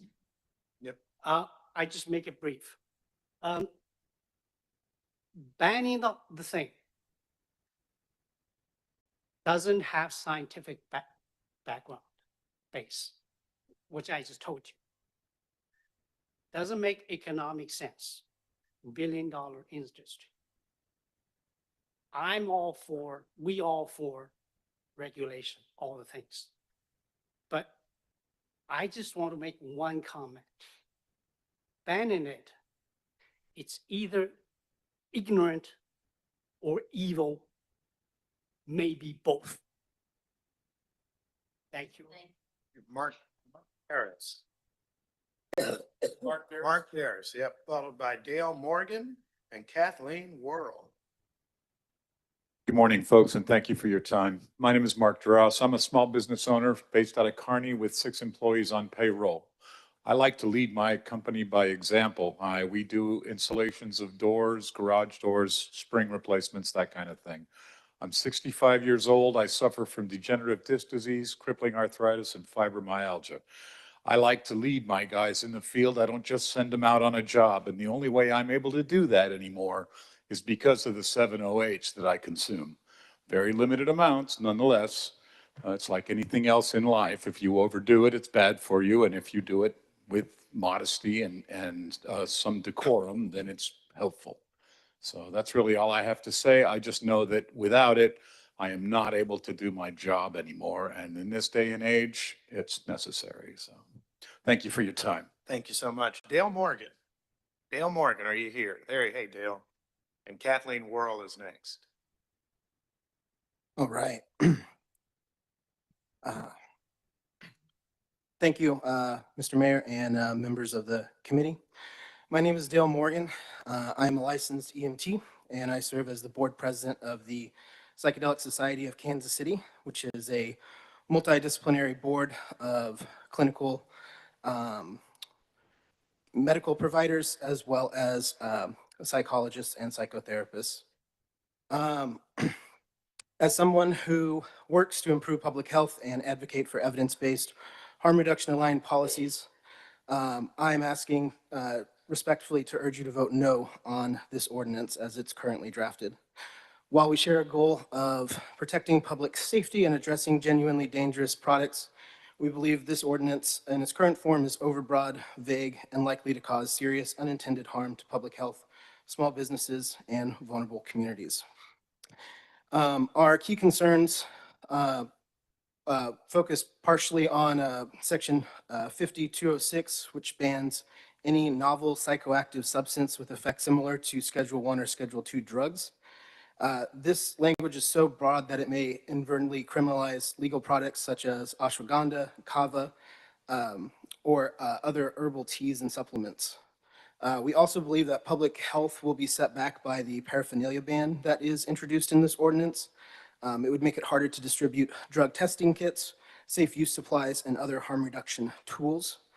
We're also worried about the ordinance having a chilling effect on speech, since anything that can be used to describe the effect of something could be seen as a violation or evidence of an offense. We believe this will discourage honest safety education by clerks, public workers, and other harm reduction organizations at a time when accurate information is desperately needed. We believe that Kansas City can and should pursue smarter evidence-based alternatives, such as targeted regulation and civil, not criminal, enforcement against bad actors, and expanded education and harm reduction strategies developed in consultation with public health experts and affected communities. Thank you for your time. Thank you so much, Kathleen Worrell. Terry Blevins. Are you here, Kathleen? Great to see you. What about Terry Blevins and Eric Kieser? All right. Go ahead, ma'am. I'm here to speak against banning 7-OH or alkaloids or kratom because it quite literally saved my life. 8 years ago, I broke my back and I was prescribed 70 milligrams of Oxycontin. Over the time, I could feel myself heading down a dangerous path towards addiction. I was scared, but I didn't feel like I had any real alternatives to managing my pain. I heard about kratom and everything changed for me. Because of kratom, I was able to get off prescription opiates. Today, I don't know what I would do without it. The idea of it being banned terrifies me. Without it, many, including those with insurance, are access to constant medical care. We left with very few options for pain relief. When people are cut off from safe, they don't stop needing pain control. They look somewhere else. I believe it would likely push more people toward illicit substances. As a result, we would see overdose rates increase, especially among uninsured and vulnerable populations. As council members, you have a responsibility to consider for the real life consequences of this decision on how it will impact the most vulnerable people in our community. I understand the need for safety and responsible regulations, but banning it would remove a critical option for people who are trying to avoid opioids and manage pain. For me, kratom is not a problem, it is a solution. Thank you. Thank you. Terry Blevins, followed by Eric Kieser. Good afternoon, Mayor and council members. My name is Terry Blevins. I'm a former local and federal law enforcement officer, national speaker, and board member for LEAP, Law Enforcement Action Partnership. I worked my entire career protecting communities, and now I advocate for sensible drug laws that actually protect our communities. That's why I must oppose this ban. This ban would provide opportunities for bad actors to put dangerous products on the market, and would it be extremely difficult and costly to enforce. The science is still out, and we must not rush to a ban that is premature. As a street officer, I saw how drug prohibitions don't actually reduce demand, but instead drive consumers to an illicit market, which in turn makes our communities much less safe. What I discovered when I got involved in this 2% issue is that it's basically just an industry fight. The kratom side of the industry was feeling threatened by the efficacy of this derivative, and they set out to get 7-OH banned. I'm also a consumer. I came back from Iraq with a severe neck injury, and I became dependent on opiates. Consequently, although I live in constant pain every day, I have to stay away from anything that is opiate-based. I discovered 7-OH and found that it helped me with my pain with little or no side effects. This ban would not allow me to access the product that I need to help me with my quality of life. Thank you. Thank you. You, sir, followed by Dr. Michelle Ross, followed by Michelle Taylor.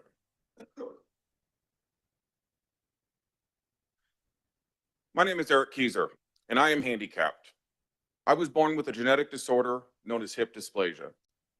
It is very painful to the point I had trouble even walking. The alkaloids changed all of that for me. Before I started taking them, I was in so much pain that I had to be pushed in a wheelchair at the airport. It was embarrassing. I'm 40 now. That was at 38. My love of travel was becoming more difficult. Thanks to 7OH, I can now walk it all myself. Because of my handicap, I had ballooned in weight. I was 305 pounds. I couldn't stand for too long. I wasn't sleeping. Everything constantly hurt. My life was miserable. I started taking advanced alkaloids in December of 2024, and I haven't looked back. I am no longer in constant pain. It doesn't hurt to lay in bed. It doesn't hurt to stand. It doesn't hurt to sit too long like I did in this room. I am now able to walk. I'm able to walk so good I'm blowing out my daily step counter. I'm able to walk so good that I've lost 95 pounds. I am healthy. I'm thriving. I am here for my life and my family. I won't die an early obese death thanks to the alkaloids, thanks to 7OH. I have never took pills or narcotics for my pain like others have. I have never done street drugs like others have. Opioids are a problem in this country, and you are trying to ban a legal natural alternative to opioids and the fentanyl epidemic. Politicians talk about fentanyl overdoses are down and pat themselves on the back claiming it's because of the availability of Narcan. No. Overdoses have dropped because of a safe, legal alternative, 7OH. 7OH gave me my life back, and I will be forever grateful. Thank you. Thank you. All right, Dr. Michelle Ross, coming from Plano, Texas. Thank you. Hi there, Council. My name is Dr. Michelle Ross. I'm an addiction scientist and court-qualified expert on kratom and 7OH. I strongly oppose the proposed ban on the sale of 7OH kratom products. Let me be clear here.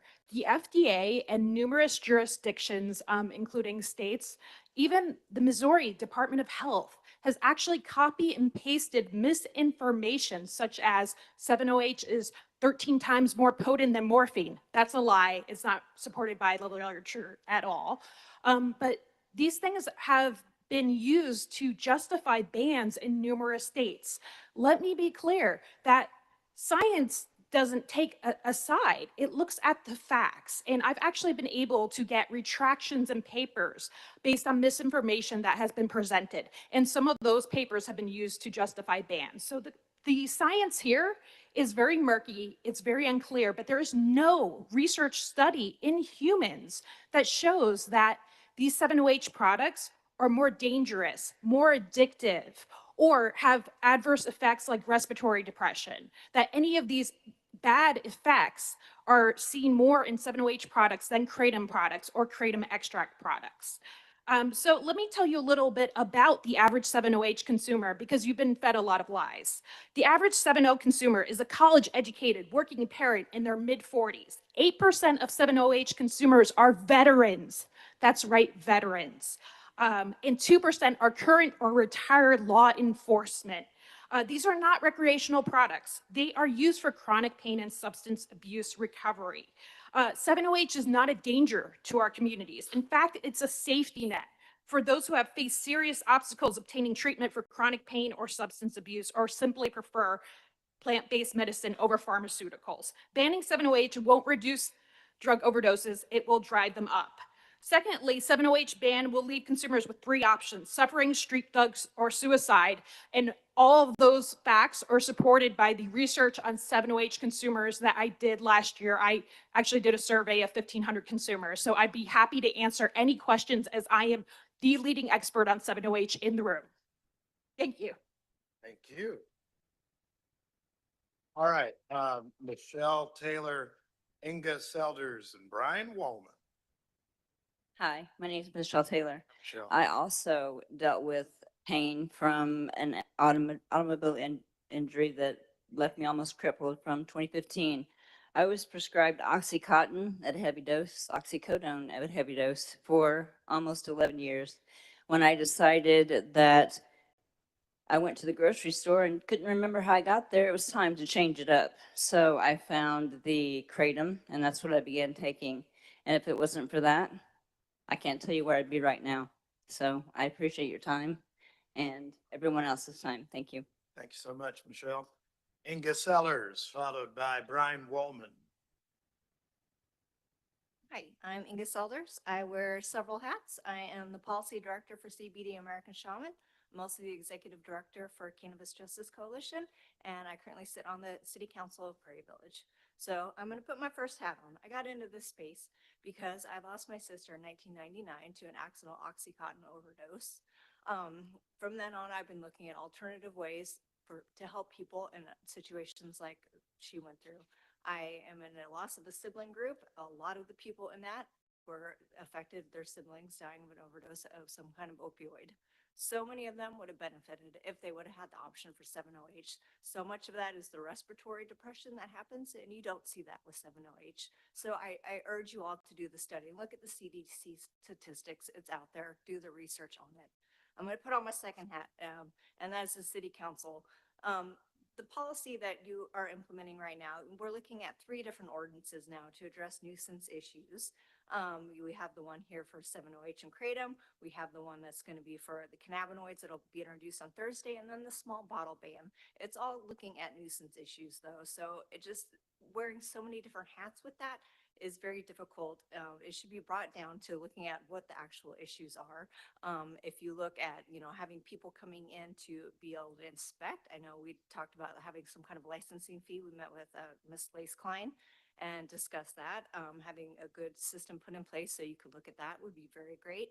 Packaging itself, making sure it's not sold to anybody under 21, making sure everything has a certificate of analysis. With that is third-party testing. You can see if there is any kind of pesticides are in it, heavy metals, every single chemical. I mean, most supplements don't even have something that extensive.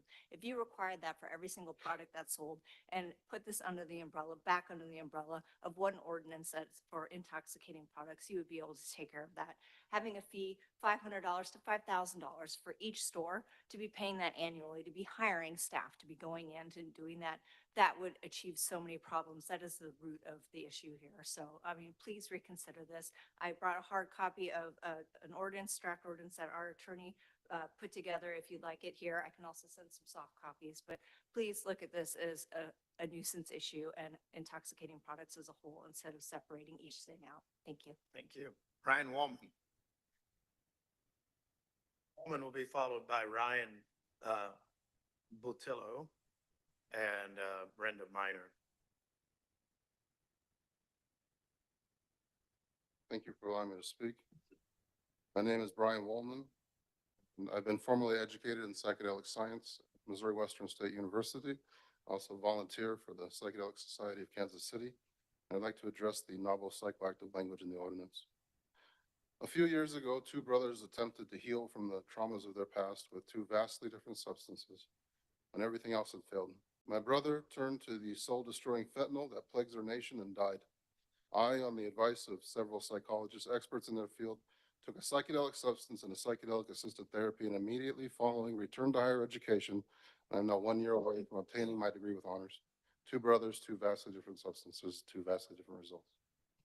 So why are the substances that heal being lumped together with substances like fentanyl that kill? To understand this, we need to go back in time to Nixon's administration's politicization of psychedelics and the war on drugs, which we now know, thanks to recorded conversations, was a war against the African American community for the purpose of incarcerating as many Black men as possible. It's now 2026, and if printed out, we would be standing on a literal mountain of scientific evidence that points to the medicinal value of substances that fall under the psychedelic umbrella, and this city trusts experts over fear makers. This nation wants to heal from the traumas of its past, from the individual to society at large, and what can and will accelerate this healing is the psychedelic. I appreciate this coming together of intelligent minds, and it's my hope that you'll make an informed, balanced decision and remove the novel psychoactive language from the ordinance. Thank you for your time. Thank you. Ryan Butillo. Ryan. Brenda Miner. Brenda.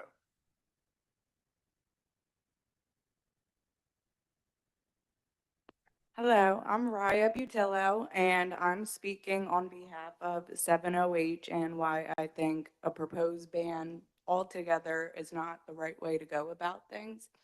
I do agree that it should not be sold in gas stations in these extremely high doses where we don't know who's consuming it, especially minors.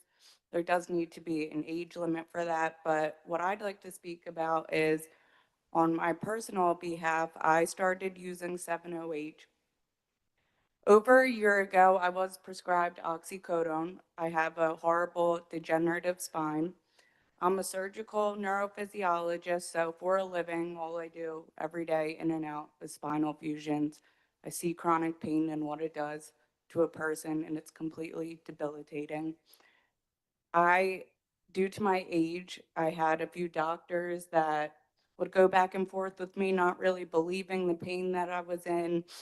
You could see the imaging clear as day, the tear in my disc, my degenerative spine, the arthritis all up it. And I simply couldn't be heard. So I believe that 70H is something that was for the first time, it gave me autonomy over my own pain. When I was on the oxycodone, I had to see my doctor once a month, get an appointment, make sure you get your appointment at the right time, go to the pharmacy. So this has completely eliminated that aspect of my life. And I do have the autonomy over my pain. I don't feel uncomfortable. Um, I don't have to explain myself to my doctor and try to prove the horrid pain that I'm in. Luckily, I've been able to deal with a lot of that with physical therapy and yoga, but for the people that can't get out of pain, it is amazing. And just like Vince had said earlier, in the states that this was completely banned in, oxycodone and opiate deaths increase. So there has to be something that the 70H is doing right to decrease those statistics. Thank you. That is all I have for today. Thank you so much, ma'am. That concludes our written comment. If you're present and you'd still like to speak, come on up. Yes. Understood. Hi, thank you for your time. I am asking you to please not ban 70H in Kansas City. There are so many people like myself who depend on it in order to be functional adults. A few years ago, before I found it at a wellness store, I was overweight, high blood pressure, and my entire daily life revolved trying to prevent flare-ups in my back. I would only have a few hours in a day to get any task done. Then I had to go home and rest and hope I didn't overdo it, ended up in the hospital begging for help from the pain. I have 3 kids who need me to be able to get out of bed. That wellness store visit changed my life. I was able to get a job. The last job I had prior to finding it, I got fired from because they told me I couldn't handle it. It was humiliating but true. I have lost 30 pounds. I'm in the best shape of my life. My blood pressure is normal, and I haven't seen the inside of an ER since that day. I am a responsible 42-year-old adult and voter in the state and city, and I have the right to make decisions about what I put into my own body. Please do not take that away from me and the countless others that this plant is helping. Thank you for your time. Thank you so much. If you're joining us now in public testimony, just say your name and tell us where you're from. And proceed and speak. Hello, how you doing? I'm Paul Vega Jr., Kansas City resident, 6th District. First off, I want to commend all the government officials here for common sense governance and actually clearing up some things. I'm going to go ahead and read my statement, and that was in opposition, but just related to hemp. Also, I wanted to use this as a platform for continuing work in Jeff City and federal if possible. I have a video of a 28-year-old, well, not 28-year-old, 28-year veteran of the Kansas City, Kansas Police Department that had a 98% clearance record. He was a homicide detective, and most that he dealt with was drug-related deaths. And I didn't know if it'd be possible. I know normally booze up there, but since you're the chair, you have to clear it. We will not do video, but you're welcome Okay, to thank give you. your testimony. All right, well, thank you for the opportunity to speak today. I'm here to discuss hemp policy from a real-world perspective, focusing on public safety, enforceability, economic impact, and the well-being of Kansas City residents. Closing hemp businesses overnight would create unnecessary harm to workers, business owners, residents, and the city as a whole. For many people, especially veterans, seniors, and low-income individuals. Hemp-derived products offer an affordable way to manage pain, stress, sleep issues, and overall wellness. With a rising cost of living, eliminating these options hits those who can least afford higher cost. Kansas City has around 250 to 300 hemp retailers, many of them legitimate tax-paying businesses. If these businesses were shut down, the city could lose roughly 15 to 20 million annually in sales tax revenue alone, funding essential public services and community programs. I hear about you guys talk about the general fund in here a lot, so you could benefit from that. An abrupt shutdown would also put hundreds, potentially thousands of employees out of work with no notice. People supporting families, paying rent, and caring for children. This would lead to vacant commercial spaces, reduced economic activity, and greater neighborhood blight. From a public safety perspective, eliminating regulated retailers doesn't eliminate demand. It drives consumers to the black market, towards street dealers who don't verify age, test products, or operate under oversight. Regulated businesses provide accountability that unregulated markets can't. The issue isn't hemp itself, it's clarity. Clear, enforceable regulations such as licensing, age restrictions, product taste testing, and meaningful penalties would protect the public far more effectively than vague language or sweeping bans. Regulation can also generate revenue supporting enforcement efforts. For example, a licensing structure, $5,000 a business would raise about $1.5 million annually. If used to fund compliance and oversight without burdening taxpayers, along with adding to the general funds. We all share common goals, protecting minors, supporting law enforcement, and ensuring policy works in the real world. If changes are necessary, a thoughtful transition period, such as 1 year at least, would allow workers, businesses, and landlords to adjust while giving the city time to respond responsibly. Kansas City has a chance to approach this issue thoughtfully, avoiding overreach, unintended harm, and the creation of future problems. And on a side note, I know that this is symbolic in a way due to the federal legislations that's coming up in November, but you have a chance to stand up for what's right and start something here that can go somewhere else. Thank you so much for your time, everyone. Thank you so much. Of course. All right. Are there any others present in the chamber who would like to speak? All right. Hearing none, we'll go to our virtual comments. Howard, just take it away.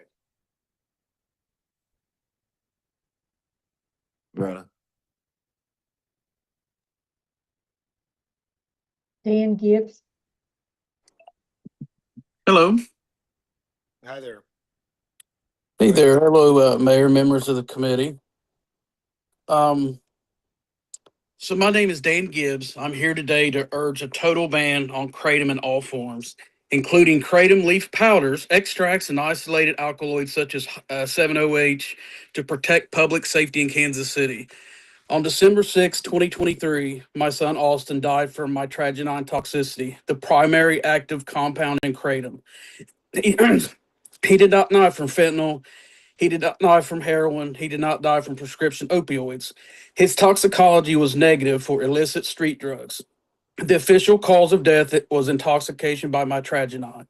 I was the one who found him, and that trauma will stay with me for the rest of my life. I want to address the suggestion that Kansas City should imply mirror state level bill that relies on regulation rather than prohibition. Local governments are not required to adopt the weakest available standard.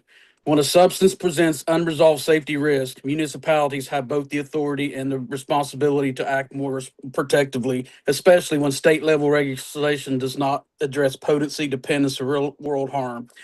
I would also address the current proposal to regulate kratom by restricting sales to those over 21. Age limits do not make dangerous substances safe. They do not change potency, dosing, or addiction risk. An unapproved opioid-like substance sold in gas stations does not become safer on someone's 21st birthday. I also want to address the current focus on banning only 7-OH. The approach reflects an industry workaround, which you've heard all night, not a public safety solution. 7-OH does not exist without kratom. It is derived from kratom, created from kratom, and now isolated and concentrated because the base product remains legal. Targeting only 7-OH leaves every other dangerous pathway open. That is not harm reduction, that is harm delay. You've heard tonight individuals describe their own experiences in ways they believe defend kratom, while unknowingly revealing the very risk this committee should be concerned about. They will. Susan. Next commenter. Susan.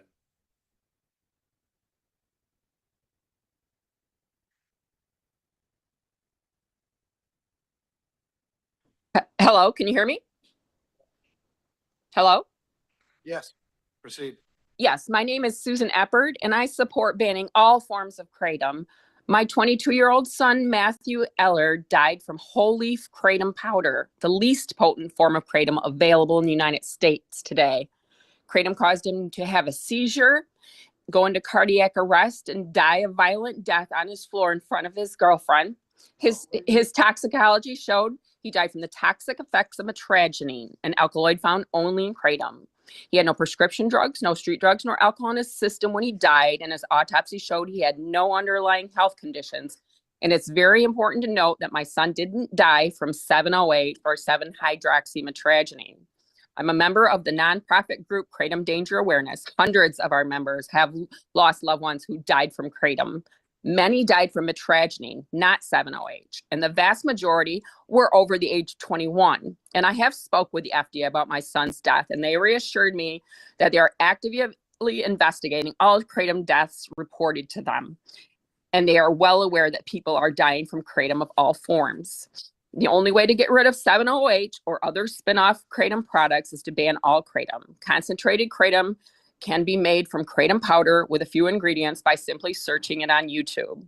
And this is a disclaimer I found from the AKA's GMP certified so-called safest kratom. And it reads, quote, kratom may be associated with one or more of the following adverse reactions: nervousness, agitation, confusion, aggression, hallucinations, delusions, tremors, sleeplessness, drowsiness, lethargy, sedation, skin hyperpigmentation, loss of libido, constipation, nausea, vomiting, abdominal pain, liver toxicity, tachycardia, hypertension, respiratory depression, respiratory arrest, cardiac arrest, renal failure, seizures, coma, and death. And this is not on their packaging, but hidden deep in their website.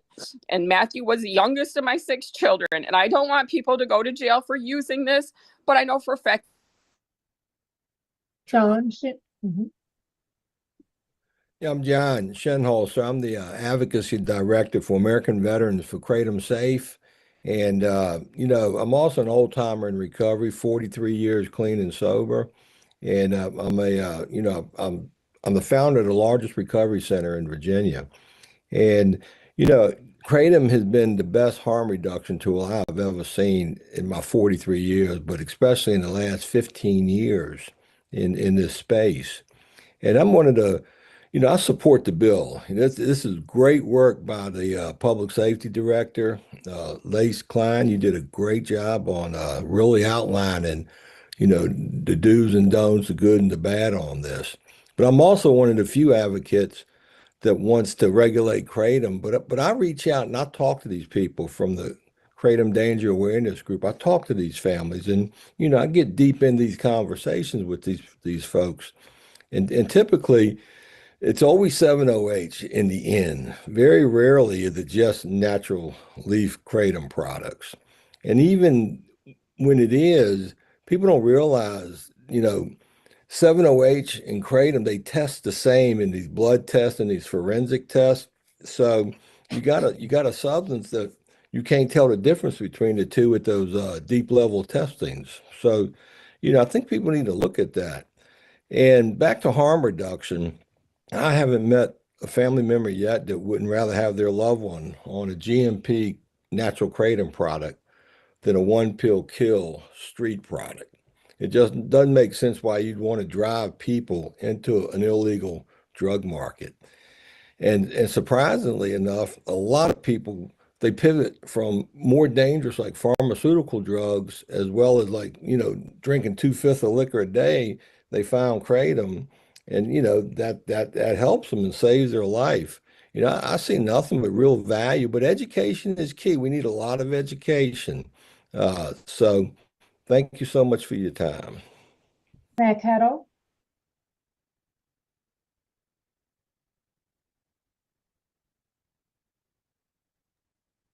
Please unmute, sir. Sorry, I should know that by now. My name is Matt Caddo. I'm the Senior Fellow on Public Policy with the American Kratom Association. On July 29th of 2025, FDA Commissioner Marty McCary announced that the FDA was recommending that 7-OH be scheduled under the Federal Controlled Substances Act as a Schedule I substance based on their comprehensive review of the science that was available. And they announced that they were not focused on natural leaf kratom products, again, based on the scientific evidence. And that was prompted by an FDA study that was done on the safety of natural kratom leaf products, which determined that even at an extraordinarily high dose rate of 12 grams, which no one takes in a 5-minute period, that only 2 of the 40 people, one placebo and one kratom cohort patient, was in fact experiencing some nausea, a minor side event. This is not an industry war. This is about safety for consumers. We started advocating for Kratom Consumer Protection Acts in 2019, 4 years before 7-OH came on the market, but we warned of the dangers of 7-OH and called for no greater than 2% of the alkaloid fraction, which this regulation does, and it's well done. There is no safety data that has been provided about the safety of 7-OH under the federal laws, which require evidence and data. And the 7-OH group's own scientists said that they did not meet that standard. 7-OH is a very unstable product. And most importantly, it is sold today as sublingual tablets and tablets that dissolve in your mouth, going right to your bloodstream. It bypasses your first pass metabolism. That's why it poses a significant danger to the American public. It is why Kansas City must enact this regulation in order to contain the dangers that are on 7-OH products. And I thank you very much for your time. Bobby Baker. Hi, yes, this is actually Laura Birdsong with the Independence Avenue CID.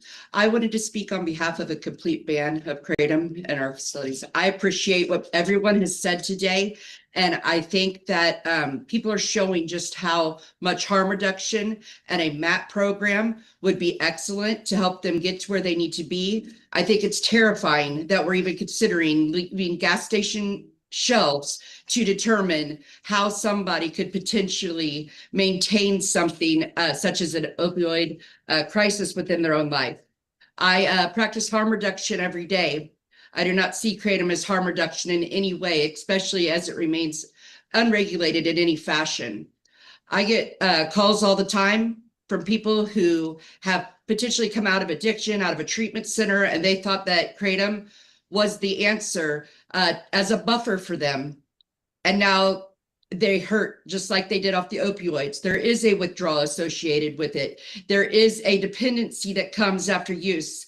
And the idea to come off of it is actually has them back in a position where they are seeking treatment options to be able to stop this. And this is all provided at our local gas station and under no doctor's orders or regulation whatsoever. People who are in need of this type of treatment that would be potentially using this product to regulate an addiction, a pain, anything, really need to have a medical professional helping them to do so and not the option. This isn't an over-the-counter medication we're talking about here. It's a dangerous substance. And I just really hope that everybody moves forward with protecting the community by banning kratom products.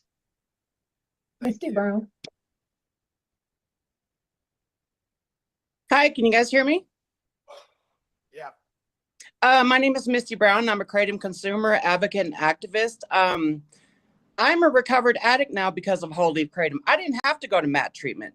Matter of fact, the thousands of people that follow me on social media have used whole leaf kratom to get off of MAT treatment. But anyway, I'm here today. I support the bill, regulate kratom, ban 7-OH. The $1.5 billion, the 1.5 billion doses, and no deaths is not really the valid argument here. The 1.5 billion doses is a flashing money sign because you're creating addicts.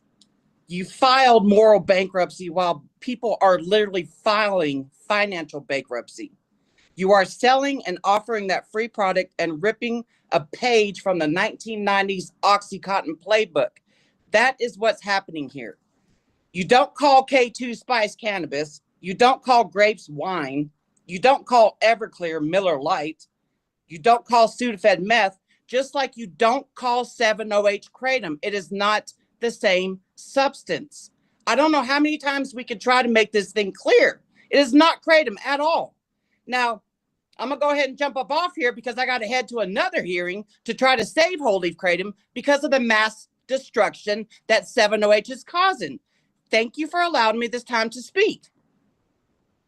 Tia Rustisi, How many we got left? Tia, please, We're please going to do unmute. about 10 more minutes of public testimony because we do need to get out of the way for another committee. So we will wrap with wherever that is. Go ahead, Madam Clerk, whoever you were saying. Yes, sir. Jennifer Gillis,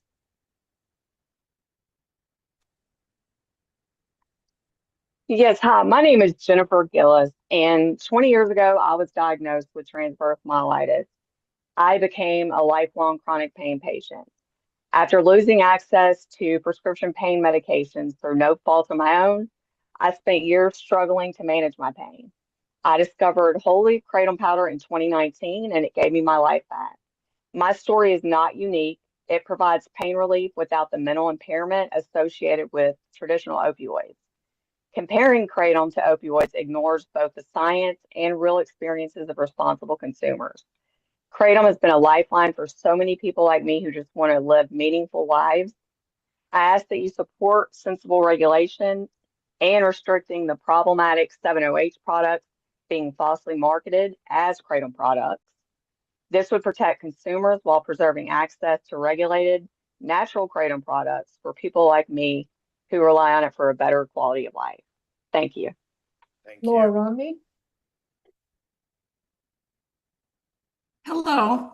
I appreciate you letting me speak today. I'm Laura Romney. I'm out of Salt Lake City, Utah. I'm also with the International Plant and Herbal Alliance. And I am very, very grateful today that this council has decided to draft this particular ordinance. I appreciate that you've taken a lot of time and thought into this and that you've truly studied the science, because that's what it really boils down to, is science. Kratom, natural kratom plants have the science behind them. The 7-OH synthetic products do not have the science nor the safety data. I'm a 9-year chronic pain consumer of kratom products, thriving after struggling for 6 years before that. And when I found kratom, it really was life-changing for me. I really appreciate you digging into the details and looking through a lot of the misconception that's happening in the media that's conflating 7-OH and kratom, natural kratom products. So again, I just want to applaud you for protecting a lot of the most vulnerable in your community and not, combining both of these products into your ordinance, that you're actually separating them out.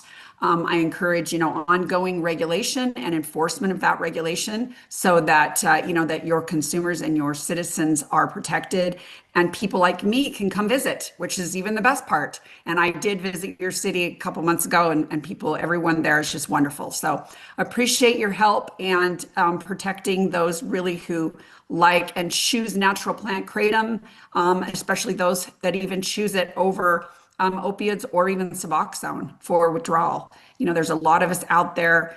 And again, thank you very much. And please vote yes on the current ordinance as has been presented. Thank you so much. Thank you. Ms. Usher, Hi, my camera doesn't work, so I just want to make sure that that's okay. Turn it off. Is that okay? I can't even quite hear you. Just go ahead and Okay. share. Hi, my name is Venus Usher, and I'm here to urge you to keep plain leaf kratom legal and regulated, not just for me, but for the countless others who rely on it safely every day. In 2000, my life was turned upside down by an FDA-approved medication that caused kidney stones and constant pain. For 17 years, I fought to prove my pain was real. I was labeled a drug addict, sent to rehab, put on Suboxone, and even underwent unnecessary surgeries, including a hysterectomy. No one believed me, and no one would help. And then 8.5 years ago, I discovered plain leaf kratom, a simple tea that changed everything. I didn't expect much, but the relief was almost immediate. Better than anything I experienced in nearly 2 decades. It allowed me to finally undergo a 3-hour surgery that proved my pain was real. And even afterwards, it was plain leaf kratom, not prescription medication, that helped me heal. I had them remove my IV, I drank my tea, and it worked better. I got out of bed and reclaimed my life. Since then, plain leaf chase a high. I'm clear-minded, functional, and present in my life again as a nana, mother, daughter, wife, and a friend. This is the truth. Plain leaf kratom is just crushed leaf. It has a natural safety limit. If you take too much, you don't die. You simply throw it up. It doesn't depress the respiratory system or cause fatal overdose, and science shows that responsible use and education is the key. Plain leaf kratom consumers are everyday people quietly living their lives, not looking for trouble. We're out making memories, and many aren't even aware of these bans. Sadly, that's how people like Marshall Price, who received 10 years and was murdered in prison, and Shayna Brown, who is facing 10 years to life, became victims of kratom criminalization. Please pay attention to who wants it banned. It's often those who profit when kratom isn't available, pain clinics, rehab centers, and others tied to the system that failed patients like me. I ask you to look at the facts and faces of the Thank you, Tia Mayor. Rustis, Tia will and be our this is last commenter. Tia? this. Yeah, this is the last one, Mayor.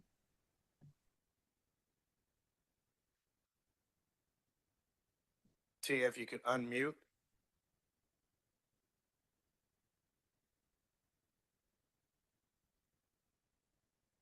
And go ahead.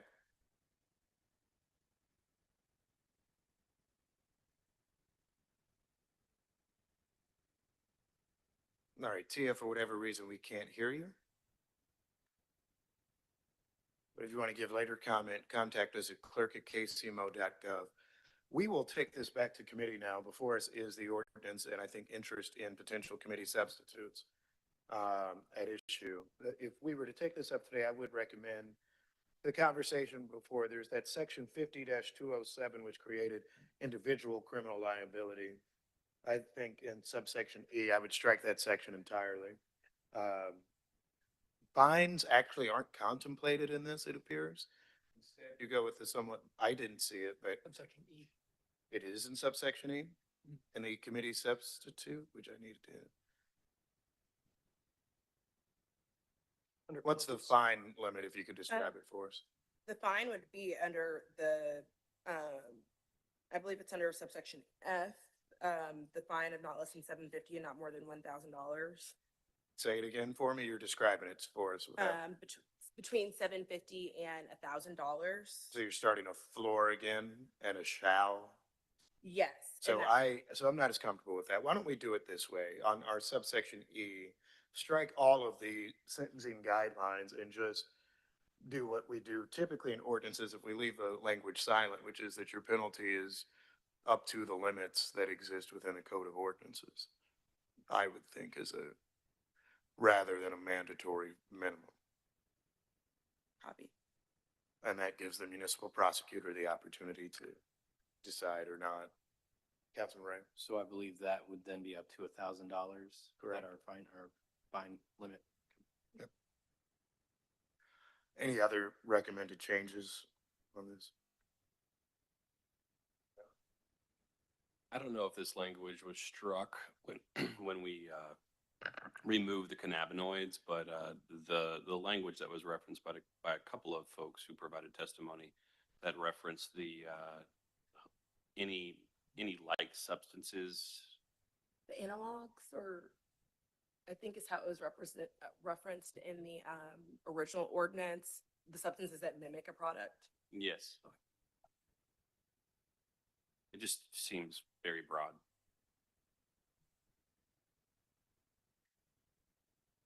So the main question is that still within the ordinance? No, there's nothing about, there's no definition or. Then you've answered the question.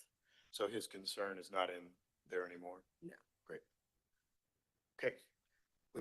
Councilman Ray? The only thing that I think would be helpful if we could get this from the health department before Thursday. I don't know if their policy person is here, but we heard a great deal of testimony, some from folks who stated they were doctors, about the impact this could have on opioid use or suicide rates. I'd be interested to see what the health department's response is in that regard. They've invested a lot of time in addressing our own opioid crisis locally, and I know that that's certainly something they don't want to make a recommendation that's going to contribute to worsening. And so I think they would have a good opinion on the matter.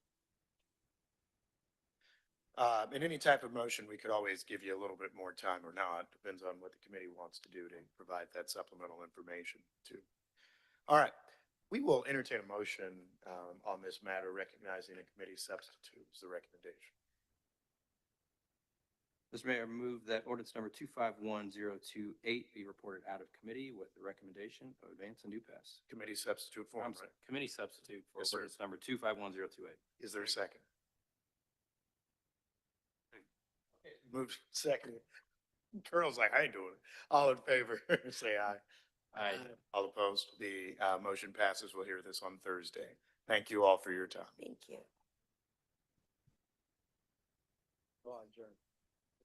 Be done. Turn off the machine.